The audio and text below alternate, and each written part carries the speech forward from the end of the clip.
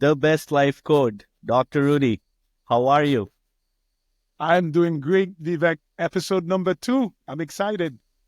Today is a big episode because, like I said, a novice, an amateur like me who's trying to understand what is this world of hormones. So that's important. But before that, how are you feeling? Before election, final, we are getting to that stage. Everybody is sick and tired, right? Everybody's sick and tired of the negative news cycle. We're going to try to bring positivity. We're going to bring actionable steps to just let people really feel good. You got to go and vote, but don't let yourself get turned into the negativity. Don't discuss those things with people. Just let it be. Do what you got to do. Focus on the positive, what you can control, what you can't control, let it go. All right, you heard it, people. Go vote. That's the message here. And keep yourself positive. All right, Yes. Dr. Rudy, let's jump in. So, we know you are passionate about living a very full and optimized life. Can you share a personal story about when you realized how crucial hormone balance is for overall well being? Definitely. So when you think about hormones, it's kind of a difficult concept to even understand, right? So hormones are the chemical messengers that communicate within the body. So the body, the way it functions is that it needs hormone that goes from one organ, go through the blood to another organ to let the body know what to do. How does our body relate to the exterior world? Let me give you an example of hormones. For example, insulin is secreted in the pancreas, in your stomach, and then goes throughout the body to help absorb blood sugar and turn sugar into energy. Testosterone is secreted in the testicles and go throughout the body to help with muscle formation, bone formation, brain formation, and sexual characteristics. Hormones are one of the most important things that determine our overall wellness.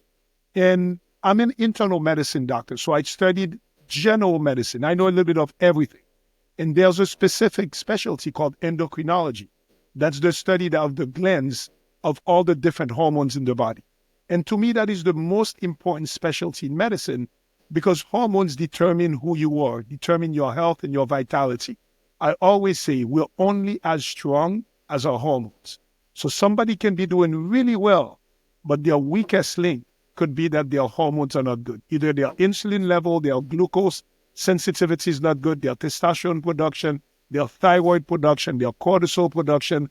If anything goes wrong with this, the production change gets altered. So if you think about the way the body works, for example, let me take an example. Our body, as we grow, we need to make muscle. The body secretes testosterone from the testes, go into the muscles, goes into the cell, and makes all the changes, all the cellular changes for the body to make muscle. If something interrupts that signal, then your body cannot make muscle like it's supposed to. And that's what hormones do all day long. They go from one place to the other to make the body do its action. So I always studied endocrinology, and that was a big area of study for me throughout my studies. But it's only when I started practicing that I realized how important that is.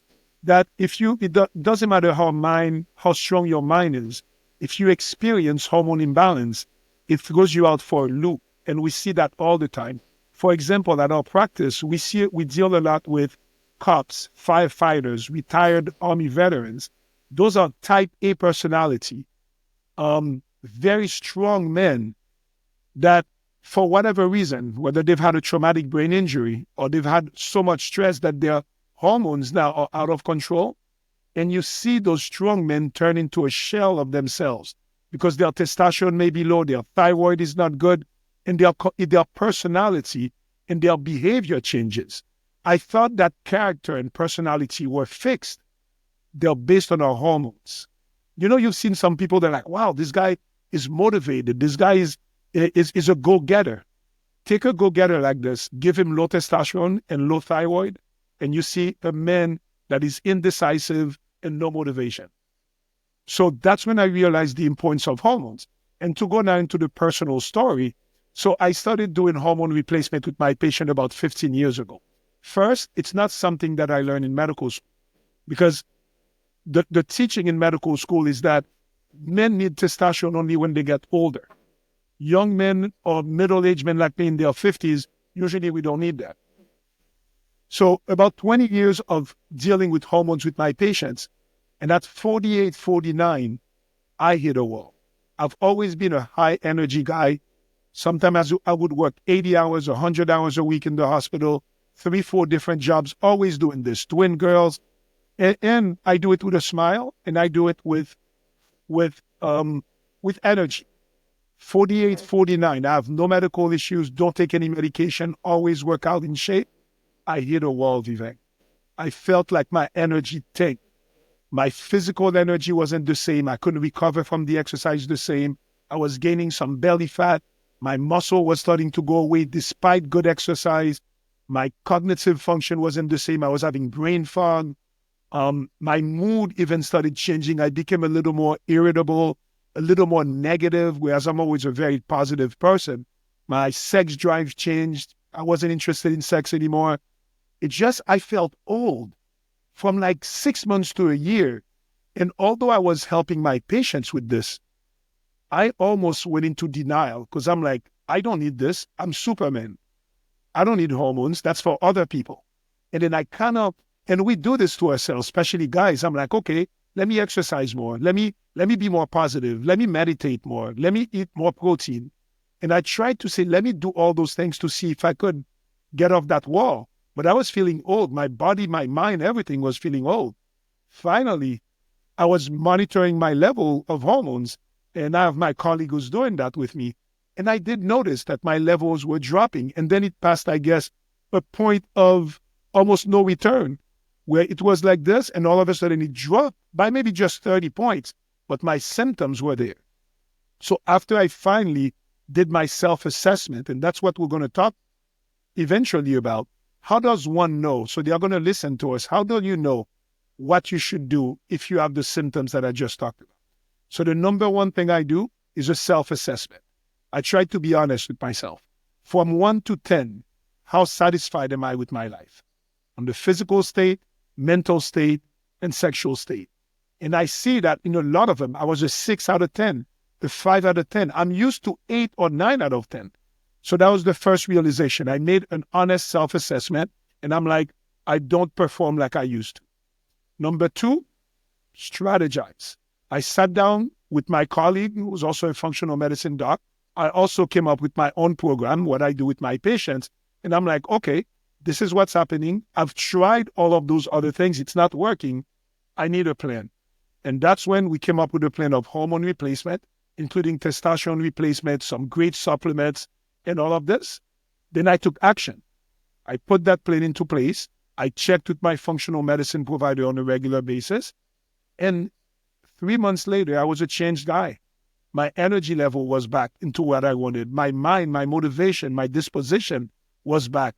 My sex drive was better. I had a little horniness in my life again, which is great. So when you put all this together, I went through what a lot of my patients were going through. We were a lot of people as they get older. And what I realized, endocrine disruption doesn't just happen as we age. For sure it happens as we age, but it's even happening to 20 and 30-year-old people because of the toxic world and poor lifestyle choices that we have. So I really changed my health and the direction of my life. And now I realize, because it's one thing to understand on paper what patients are going through and what difference you're making on their lives, because I went through the pain of low testosterone and the relief of good testosterone replacement therapy. When I speak to my patients, I can empathize a lot more. I can tell them, I know exactly what you feel when they tell me, I feel blah. My mood is not the same. I lack motivation. Those are sometimes difficult to put into place, to put into context. But because I went through it, it's almost the hero story, right? The hero story is that you encounter a difficulty, you try different things, you found what works for you. Now you want to go back and tell everybody. I have two questions to this. One is, this is I for hope you have more. this, this is just to this part. One is for TikTok generation. I hear this a lot on social media that all of a sudden we all discovering this thing called insulin resistance, and everybody's just like, oh, insulin resistant, that's why I'm not losing weight. Oh, so is this, when they say insulin resistance, is this hormone imbalance, or this is related to exact thing you're saying? Is this the most common thing related? First, to answer that. And the second question was something you touched about endocrinologists. I still don't see a lot of functional medicine providers who are endocrinologists. Why is that? If they are the people who know this field that much, this is more of Yes. an observation. So tell me about these two things, please. Yes. So number one, yes. So when I talk about hormones, so insulin and blood sugar is one of the most important hormones. And that is what we see the most dysfunction in our society. Because insulin resistance basically is when you eat sugar or carbs, the body needs to transform that into energy. And you need insulin. Insulin is the hormone that's secreted in the pancreas, and that goes everywhere in the blood, takes the sugar and transforms it into ATP, which is energy. So that's how we eat, so we can have energy and do whatever we need to do. But what happens is, because the food that we're eating is so high in sugar, there's so many toxins that prevent the efficiency of that metabolism to happen, that about 80 to 90% of the US population have some kind of insulin resistance now. And the way I explain insulin resistance, it's almost like, remember I told you those are hormones are messengers, almost like a phone call, right? So if you have a clear connection on the line, it's easy. Insulin works very easily, the cells respond, and then it puts it into energy, puts the rest into storage. When that is distorted, that line is distorted, you can't hear, you have to scream on the phone. I used to be, when I first moved here, I used to call my parents in Haiti when there was no WhatsApp. And I have to, every time I'm talking on the phone long distance, you have to scream because the line is not that good. That's insulin resistance. It's your pancreas screaming to your cells, take the insulin, get rid of the blood sugar. It is the most common endocrine abnormality. About 2/3 of Americans are felt to have insulin resistance. And insulin resistance becomes because of our poor diet. Every food that we eat, sugar is a killer. They put high fructose corn syrup in almost every food. You look at all the labels, you see added sugars. So that phone line is always having static. So insulin resistance is responsible for almost all the chronic diseases that we're seeing in our society, starting with obesity, prediabetes and diabetes, difficulty losing belly fat, heart disease, multiple cancers, Alzheimer's, dementia. All of this is from the base of insulin resistance. So, TikTok is good and bad. TikTok gives a lot of great information if you follow the right people. And insulin resistance, if I'm going to tell one person to optimize your hormone, that is the most important one. And the way you optimize that is by improving your diet, lifting more weights, avoiding toxins, and having better sleep. Of course, if those things don't work, then there's medication that can help you. But it is the most important hormone imbalance that everybody knows about, but we wanted to clarify this. Question number 2, how come endocrinologists are not the ones leading this movement? So endocrinologists, unfortunately, and I have a lot of my friends who are endocrinologists, they're very in the box. So endocrinology, they studied a lot the hormones, the glands, and how our body reacts, but they are very within the box, meaning that they follow the numbers. I'm going to give you an example. Testosterone, which should be an endocrinology specialty or urologist. Low testosterone has been described as a testosterone level less than 300. And the endocrinologist, the American Society of Endocrinology, actually said that low testosterone happens whenever your testosterone is lower than the lab, whatever lab that you use. So I have a patient that came this week. The new normal for testosterone, it used to be 300 was the lower, 1200 was the upper limit. Everybody's testosterone, men's testosterone are dropping, so the new normal is 264. So I had a patient who went to see an endocrinologist. He was in his mid-30s. His testosterone was 295. Less than the 300 where it was before, but because the new goalpost moved, the new goalpost per the American Endocrinology Association is 264, based on LabCorp labs. The endocrinologist told the patient, your levels are normal. The patient said, but doctor, I have all the symptoms of low testosterone. I'm tired. I lack motivation. I'm gaining weight. I can't put on muscle. My libido's down. I'm depressed. Why can it be my testosterone? The doctor told him, the endocrinologist told him, look, 264 is the lower limit. You are 295. It's not your testosterone. The patient came to me. I was like, absolutely not. Endocrinology should not be a specialty based on numbers. It should be based on symptoms. So once the patient told me those symptoms, we ruled out a lot of other things. And we're like, it is likely to be your testosterone. Let's try you on testosterone. And we put him on testosterone, and his levels went from 295 to the 800 range, and he was a changed man. So the endocrinologists, because unfortunately they have to follow the strict guidelines that their society has, they follow a number, not the patient's symptoms. So anybody listening to this, if you have those symptoms, we talked about this. If you have anything like this, first, do a self-assessment. See how you're living, your physical health, your mental health, your sexual health. See if there can be improvement. Then you test. You want to test all of those numbers. Then you find the right team, the right provider, functional medicine provider who can interpret those numbers and help come up with a plan to improve. Whether you were 2 out of 10 or 7 out of 10, how do we get you to 8.5, to 9, 9.5? The goal of best life optimization is to get you as close to 10 as we can. All right. Okay. So really go for the symptoms. That's the key message here. And that's kind of the disconnect, what we are seeing between how endocrinologists work versus how functional medicine physicians are doing it. Yes. Okay. And I never want to generalize. There are amazing endocrinologists who are practicing this. Sure. But in general, because the patients that I encounter in my practice usually would have gone to see their primary care doctor or their endocrinologist first. And I have thousands of examples of men who men don't like to go to the doctor. It's hard to get a man to go to the doctor. Then they have to go and say symptoms that men don't like to talk about.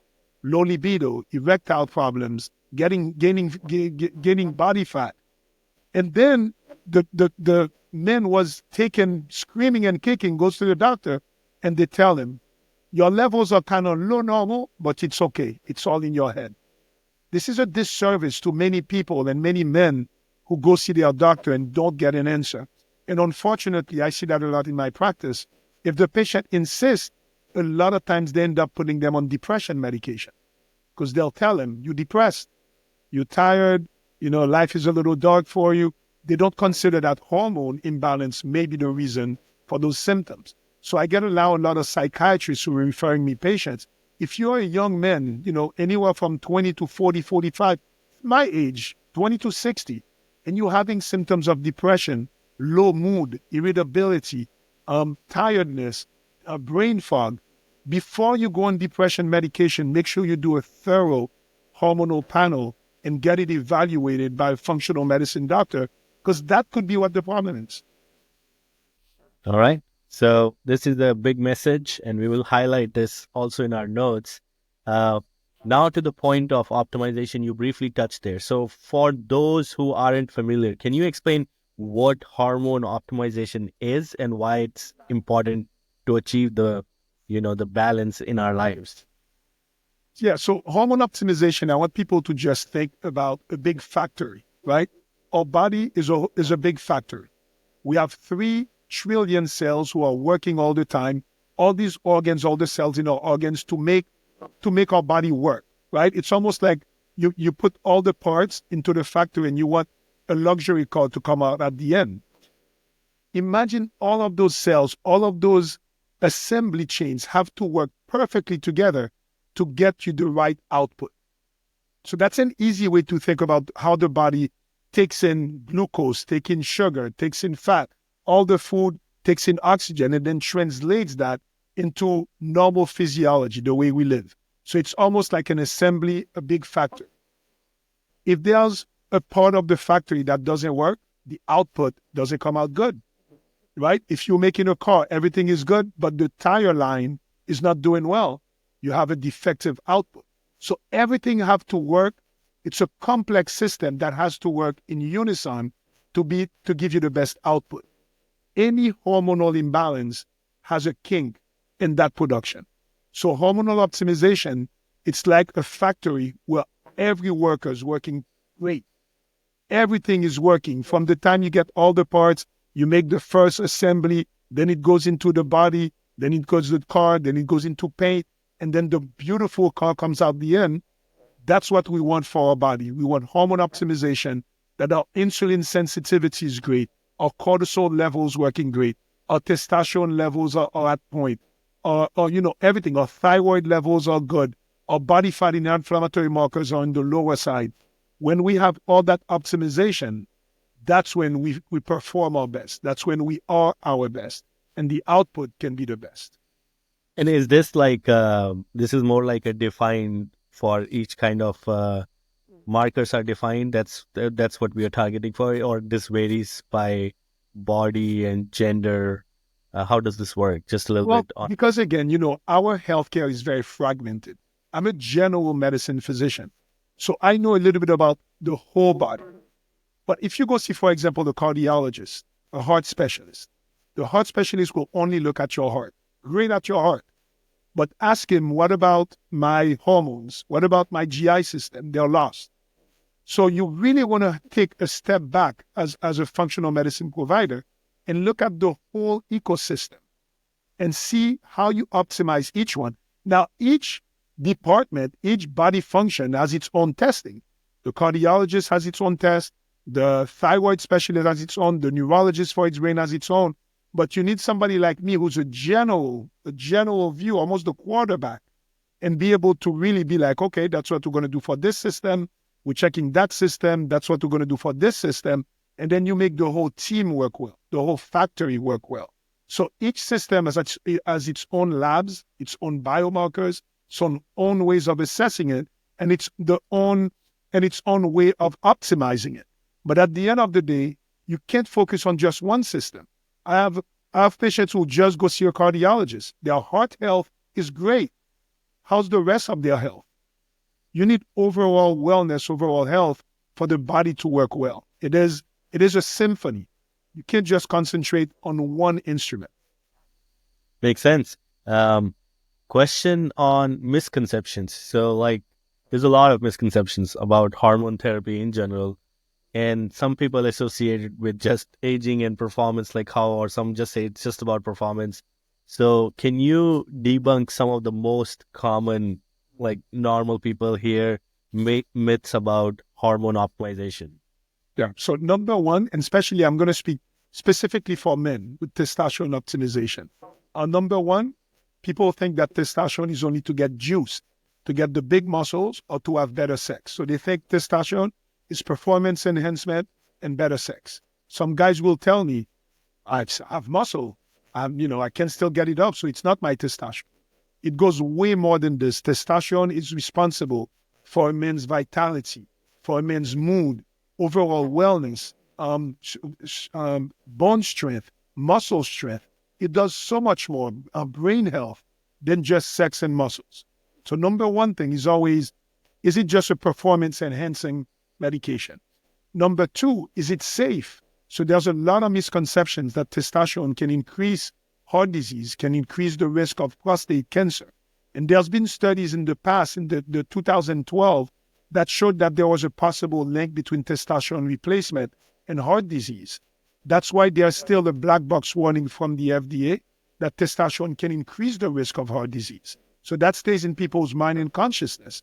The studies were debunked. The study that showed that was a flawed study. And there's a study that was done recently that showed that testosterone replacement does not increase the risk of heart disease. But before somebody knows that, there's a bias that even in a lot of physicians, that testosterone is bad and is dangerous. So that's the second misconception that is huge. Number three, a lot of people think that taking hormone replacement therapy is cheating. They'll tell you, come on, pull yourself from your own bootstraps, man up, you can do this, don't cheat. I disagree with this. I always, before somebody goes on hormone replacement, we've talked about this on the last one. Make sure on that pyramid of wellness, you take care of the basic steps before nutrition, exercise, and sleep.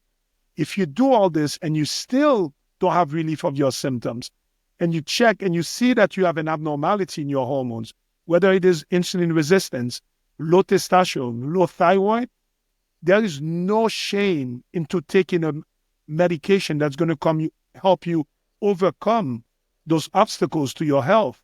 I always say that. If you're cheating for your health, it's okay. I encourage this. As long as you do it with the right support, and we know that what we're giving you, what I'm going to give you as a physician, I'm not going to harm you. I'm going to help you feel better, and I'm also going to help your health. Yeah, it's not even cheating. It's probably a hack to a Mhm. better growth, better health for yourself. So when you So think about the biohack movement, that's what the hacking is. Hacking is quote unquote cheating because you find a way to get around what the system's doing. So you need to biohack. Biohacking is exactly this: finding whatever resources you can do to improve your biology. That's why it's biohacking. So biohack away, right? This is what we're trying to do. And you use all those tools: better nutrition, exercise, you sleep better, you take the right supplements, you meditate, you do breath work, and you use the right supplements and hormones as needed.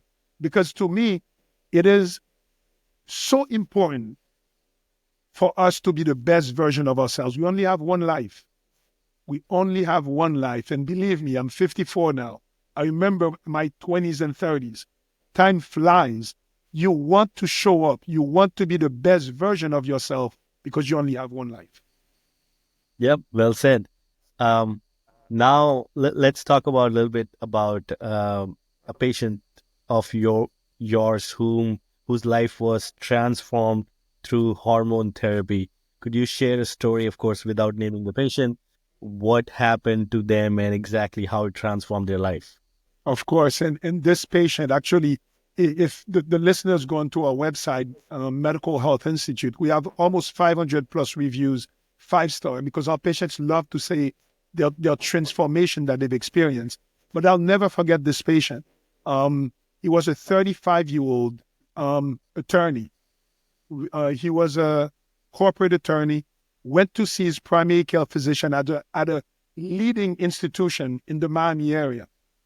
He complained of he was 35, he had 2 kids, he worked in a corporate job, and he's like, Doc, I used to be an athlete, but man, at 35, I'm feeling old. My energy is lacking. When I exercise, my body hurts. I can't recover. Despite exercising, I'm gaining weight, and my muscle is not there. I'm having a little bit of brain fog. I get a little irritable with my kids when I get home because I'm so tired.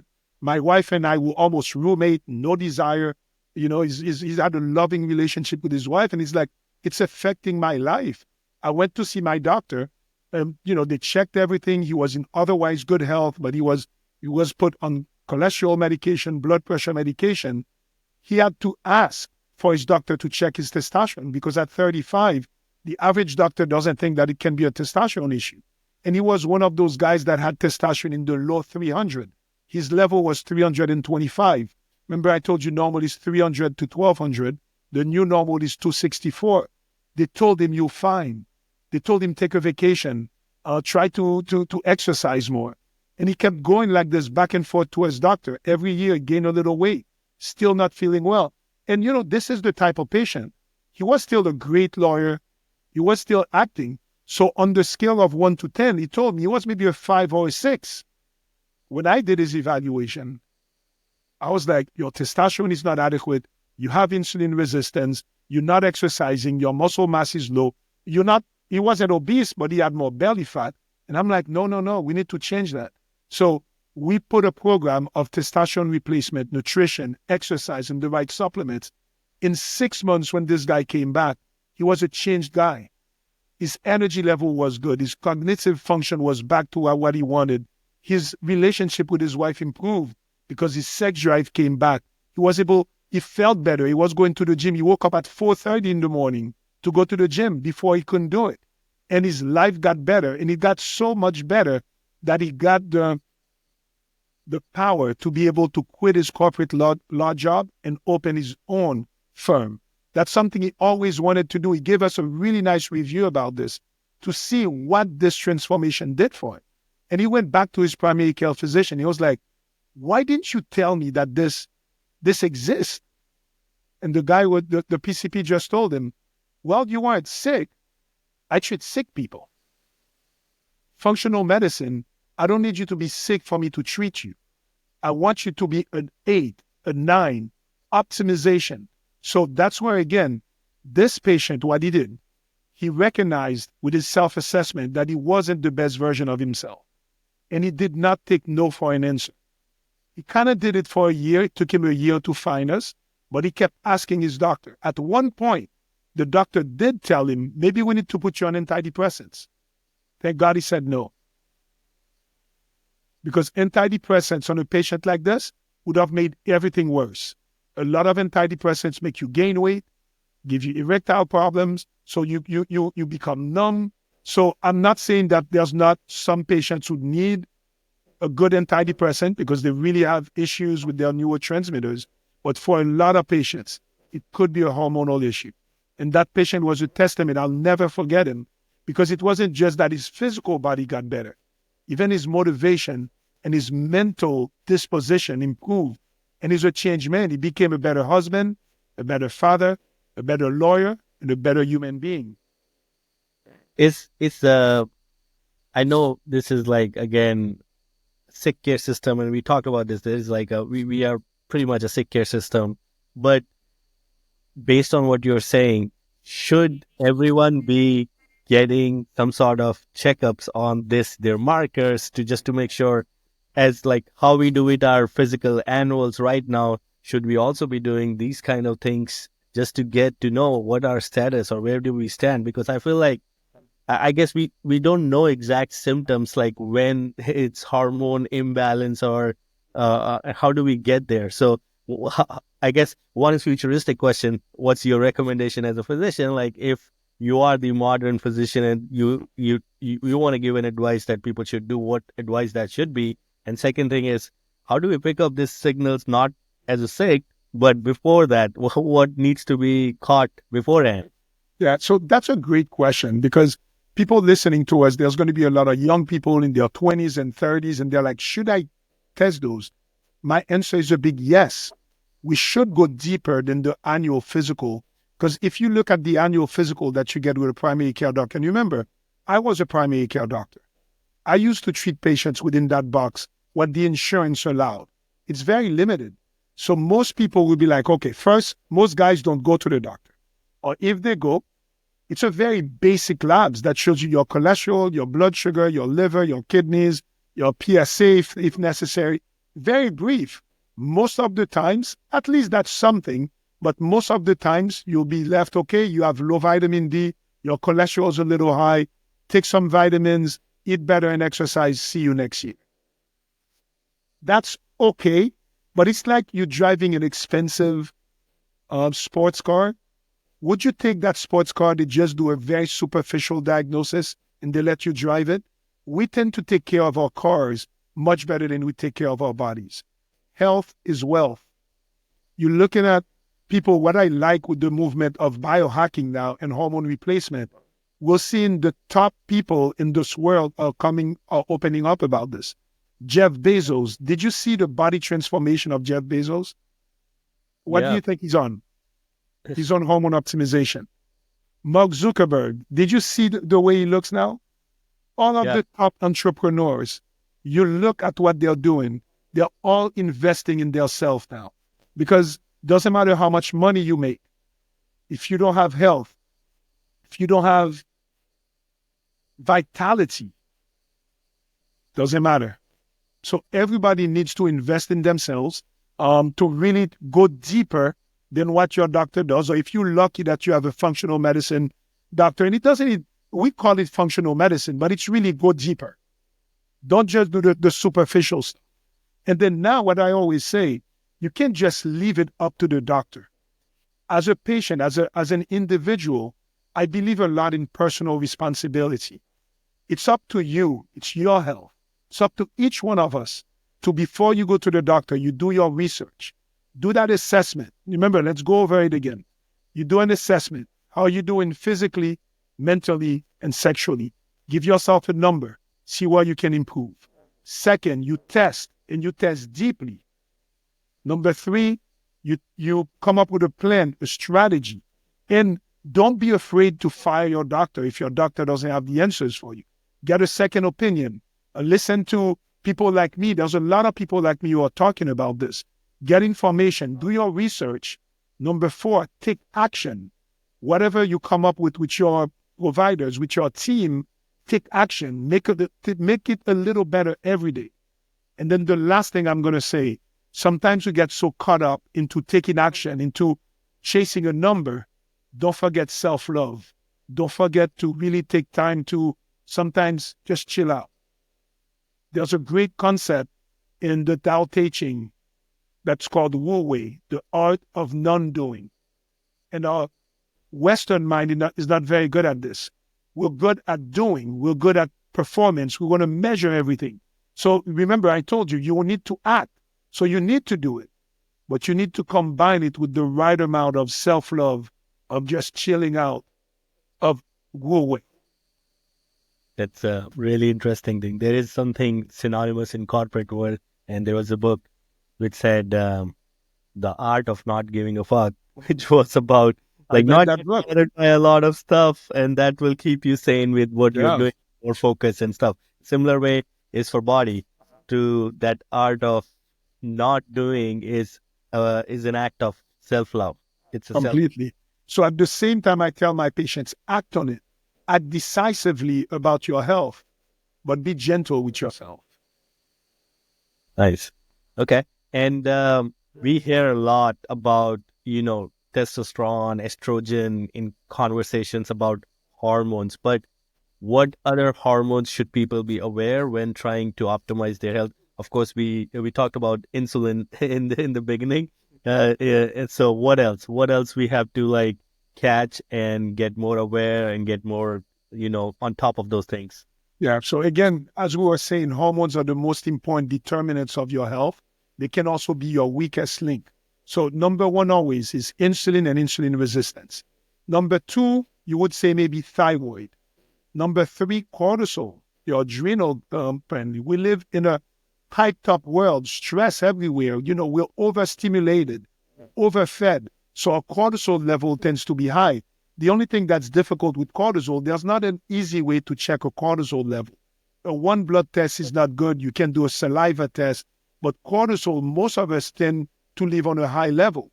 So that's an important hormonal function that you need to test also. Thyroid, testosterone, cortisol, insulin, those are the main ones that you want to take a look at. And as a practitioner, the way I do, I take a holistic view on all of those hormones, test all of them. Some hormones, you don't need a blood test. You can talk to somebody and you see that their cortisol is high. Or if they've lived in high cortisol for a long time, now they have what is called adrenal fatigue. Their adrenal glands can even put out more cortisol. They're flat. They don't have any energy. But all of those hormones work with each other. It's such a complex mechanism. That's when you see the beauty of the Creator, that they were able to make a machine like our body, our brain, the human body and the human brain is the most complex machine. AI is trying to copy this, but AI is getting close, but it will never be as complex and as fine-tuned as what the human body, when all your hormones are optimized and you're good, that is the most amazing machine that you can have. It takes a lot of things that comes together to make this body work, and that is the magic of the human body, how we are formed. Yeah. And we sometimes take it for granted that the human body works. Whatever we feed it, it's so resilient that it can. But whatever you put, just like in the computer, in data, garbage in, garbage out. Good fuel in, good fuel out. So we need to realize that our body is a processing machine. The better data, the better fuel you give it, the better output you're going to have. So take care of the input. Take care of what you fuel your body, whether it is your food, your thoughts, what you consume in the news, pay attention to all this because that will determine what comes out of the body. Nice. And just from your view, because you are in this field, and for what people should be keeping an eye on, like what are the most exciting advancements that's happening in hormone therapy or hormone testing that in your view is like, hey, keep an eye on these things are going to be really awesome, or I'm excited about it. What are the few things that you Oh, would mention? it's amazing. AI is completely revolutionizing medicine and the advancement that we're getting. So precision medicine is what's coming into the future. Because right now, the way we do it, we give one medication, we try to personalize it to each person, but we don't have yet where we will be able to look at your genetics and what works best for you. We started that already. There's something called pharmacodynamics, pharmacogenomics, where you can look at your own DNA, your own genes, and decide which medication you would respond better for. They're doing that a lot in cancer treatment, and cancer treatment is advancing, and AI is helping a lot with this. So the era of personalized medicine that's going to be guided by AI is really exciting. The second area that I love is longevity. I consider myself a longevity specialist. I was a speaker at the last longevity conference in California. And everything we do, it's not just for performance now. We're trying to extend lifespan. And we think that within the next 10 to 20 years, we'll be able to extend human lifespan to 100, 120 years old because of all the advancements that we're having. So a lot of great things are coming. The other thing that I'm really excited about, and we've talked about this before, that there's starting to be more of an awareness of spiritual optimization, where the psychedelic renaissance is coming. So the conferences I go to now, you see a lot of MDs, a lot of big doctors are talking about it's not just enough to optimize your physical body. Let's talk about your mental body, your light body, your spiritual body. Now we're turning back into the art of healing, because we tend to separate science and spirituality. They belong together. So that's another area of medicine that I'm really interested in, and that I am at the forefront of this.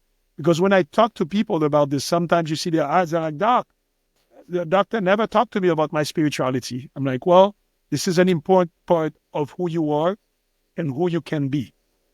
We need to And, talk about it. and I've spoken to a lot of folks, especially in the last few years, about mental health. This is at least becoming more mainstream compared to, what we're talking today. My question is like, somewhere I do see like mental health and spirituality kind of like combining. And this is where it gets interesting that while we are thinking of a healthcare system where we want to make mental health as preventative care, do you see that somehow the functional medicine piece will kind of leapfrog that and fill that gap? I just want to get your take on that.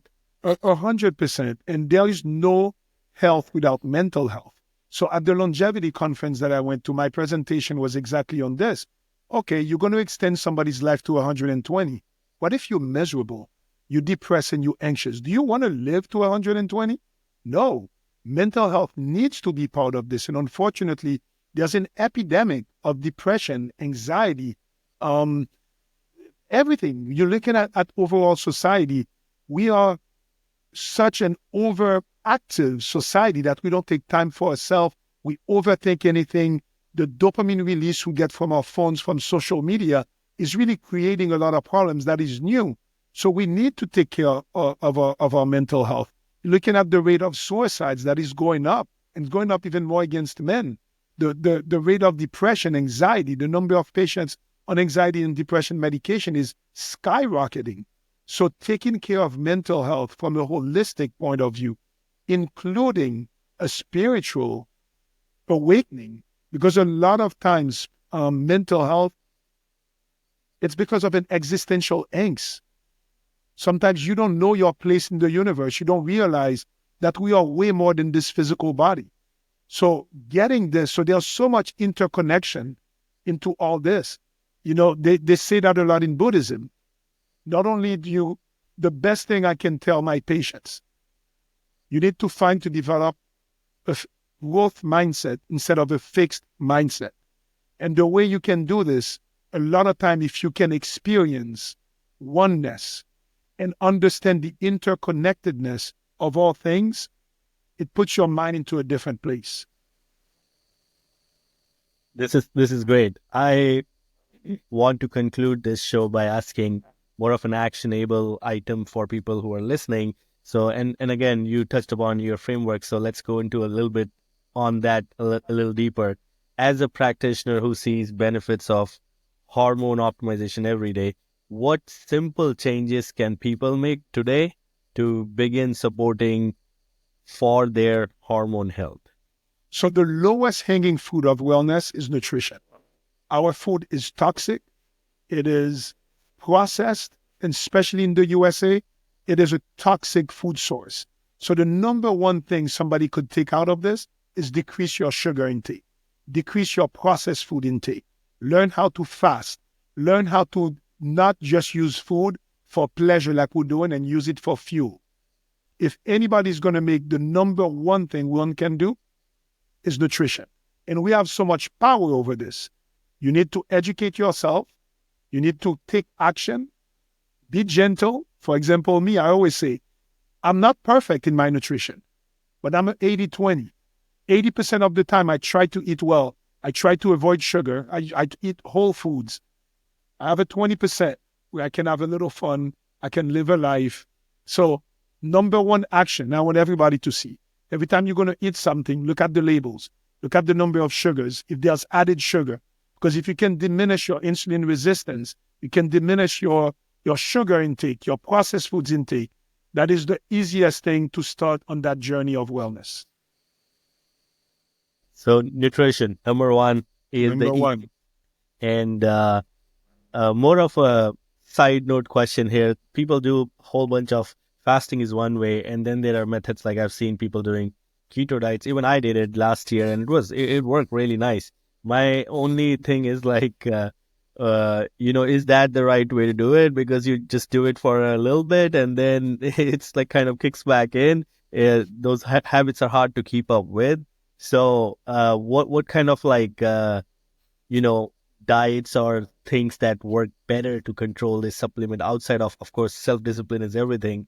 But what would you recommend? A few things that works really nicely, or have you seen in general? Yeah, so I always say the best diet that works for you is the one that you can stay with the longest. So whatever it is, and all of those are tools. The keto diet is a great tool, short term, to help you really lose weight, you feel better. Fasting, I love fasting. We tend to eat too often, so we're always putting our body under stress of digestion. So easy things to do. Number one, the keto diet and all the diets that work, what they do, they cut down on added sugars, cut down on simple and refined carbohydrates, and they help you focus more on whole foods, good protein, good fats. So whichever way you do this, you try to do that. For example, you've done the keto diet, it worked while you're doing it, but it's how to live your life like this. So I tell people, you okay to do the keto diet, or they okay to do the carnivore diet, okay to do vegan diet, whichever one you want that's very restrictive. But at some point, the diet that has the most research and it tends to be the best for health is a Mediterranean type diet. And why Mediterranean type diet is so good? Because of its emphasis on whole foods, on good fats, avoiding a lot of the saturated fats, avoiding a lot of the added sugar, simple and refined carbohydrates. So everybody should kind of find something that works for them based on something similar to the Mediterranean diet, and okay to do a few cycles of something like a keto diet, like a restrictive fasting program, a carnivore diet, a vegan diet, whichever it is, but then you try to live your life 80-20 in the Mediterranean type diet. Wonderful. So diet we heard, that's great. And just for everyone, again, to emphasize, Dr. Rudy mentioned this 80-20 rules. You can't get anything 100. That's like almost impossible. So, but you get it, it's great, but it's very hard to sustain. So don't punish yourself for being on 80-20. Keep it, stick with it. And something, how he said, that which is very profound here is like a diet that with which you can stay the longest is the right diet for you. So that's great. On that note, Dr. Rudy, this is the end of this conversation. Thank you for your time. Once again, great insights. And our listeners, This episode will be available on the website, thebestlifecoach.com, and anywhere you'll get it, Apple, Spotify, 15 other networks, even on YouTube, you will see the videos. And we will flood your social media with our clips as well. So thank you, everyone who's going to listen. And thank you, Dr. Rudy, once again for your insights. Always a pleasure, Vivek.